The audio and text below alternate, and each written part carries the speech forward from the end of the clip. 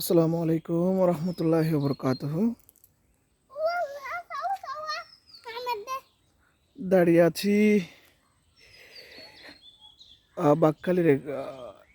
বাক্কালির শাখা নতুন খাল নামে পরিচিত এই নদীর পাশে। এই শুকনো মৌসুমে শুকিয়ে একদম তলানিতে চলে গেছে পানি। বর্ষা মৌসুম আসলে ওই উপরে পর্যন্ত পানি চলে যায়। এই দেখেন, এটা হচ্ছে আমাদের নতুন খাল, পুরাই শুকনো।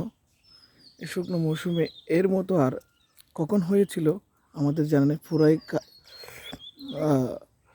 ভরে গেছে, পানি শূন্য হয়ে গেছে।